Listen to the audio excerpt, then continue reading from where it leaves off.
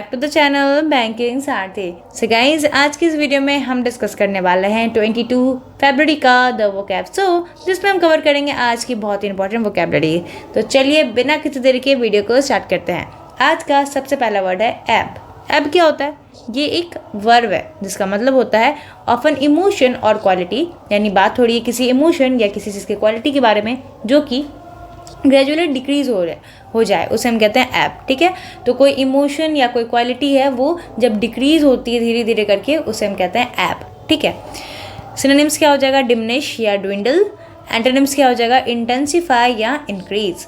याद करने की ट्रिक देखिए, मेरा मोह माया से मन ऐब हो रहा, यानी कि मोह माया से मेरा मन क्या हो रहा है, मेरा इमोशन जो है वो क्या हो रहा है, डिक्रीज हो रहा है। तो इस ट्रिक से आपको ये वर्ड याद रहेगी। ठीक है, चलिए अब देखते हैं इसका example. The water level in the lake will एब ड्यूरिंग द ड्रॉट।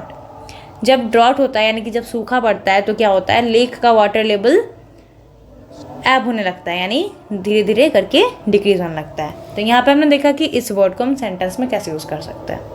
मूव करते हैं नेक्स्ट वर्ड पे। नेक्स्ट वर्ड है इंटरेस्ट। इंटरेस्ट क्या होता है? माफ़ी चाहूँगी, यहाँ पे स्पेलिंग थोड़ी सी मिस्टेक है। ENTRUST। Okay, interest. तो इंटरेस्ट एक वर्ब है जिसका मतलब होता है assign the responsibility for doing something, यानी कि आप किसी को कोई काम करने के लिए रिस्पॉन्सिबिलिटी असाइन करते हो, देते हो, तो वो क्या कहलाता है? इंटरेस्ट। ठीक है, सिनोनिम क्या हो जाएगा? डेलीगेट या असाइन। एंटोनिम्स क्या हो जाएगा? डिनाई या एब्सटेन।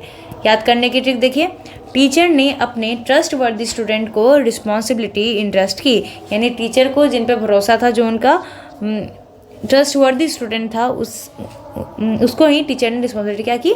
इंटरेस्ट की, यानी कि उसे ही असाइन की, रिस्पॉन्सिबिलिटी दी। ठीक है, चलिए एग्जाम्पल देखते हैं।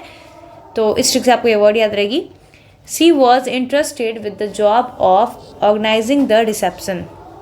तो उसको ये रिस्पॉन्सिबिलिटी दी गई थी, इंटरेस्ट किया गया था उसे जॉब कि उससे क्या करना है, रिसेप्शन को ऑर्गेनाइज करना है। तो यहाँ पे हमने देखा कि इस वर्ड को हम सेंटेंस में कैसे यूज़ करते हैं। मूव करते हैं नेक्स्ट वर्ड पे। नेक्स्ट वर्ड है फैदम। फैदम क्या होता है? ये एक वर्ब है जिसका मतलब होता है understand a difficult problem after much thought, यानी बहुत ही सोचने के बाद, सोच विचार करने के बाद आपको कोई डिफ़िकल्ट प्रॉब्लम समझ में आती है, उसे हम कहते हैं फैदम। सिनोनिम्स क्या हो जाएगा? कॉम्प्रीहेंड या परसीव। याद करने की ट्रिक देखिए, मेरे फैट होने का रीज़न मुझे अब फैदम हुआ, यानी मेरे फैट होने का रीज़न कि मैं धीरे धीरे मोटी क्यों होती जा रही हूँ, इसका रीज़न मुझे अब फैदम हुआ, यानी इस प्रॉब्लम का ये प्रॉब्लम मुझे अब जाके समझ में आया कि इसके पीछे का रीज़न क्या था। तो इस ट्रिक से आपको ये वर्ड याद रहने वाली है। ठीक है, चलिए एग्जाम्पल देखिए। I couldn't fathom the idea. मुझे ये आइडिया समझ में नहीं आ रहा, अंडरस्टैंड में नहीं कर पा रही बहुत सोचने के बाद भी। तो यहाँ पर हमने देखा कि इस वर्ड को हम सेंटेंस में कैसे यूज़ करते हैं।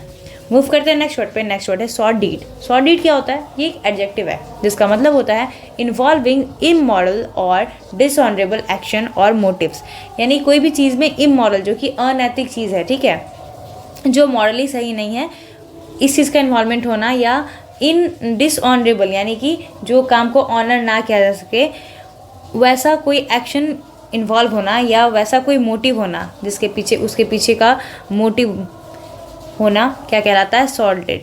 यानी कोई भी ऐसा काम जिसमें वो इनमॉरल चीज़ें या डिसऑनरेबल चीज़ें इन्वॉल्व हैं, उसे हम कहते हैं सॉर्टेड। ठीक है, सिनोनिम्स देखिए, स्लीजी या सीमी। एंटोनिम्स क्या हो जाएगा? रिस्पेक्टेबल या हाई माइंडेड।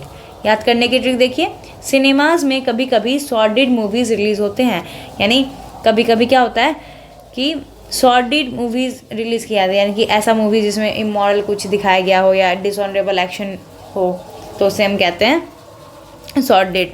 ठीक है, तो इस ट्रिक से आपको ये वर्ड याद रखने में हेल्प होगी। एग्जाम्पल देखिए, the whole sorted affair came out in the press.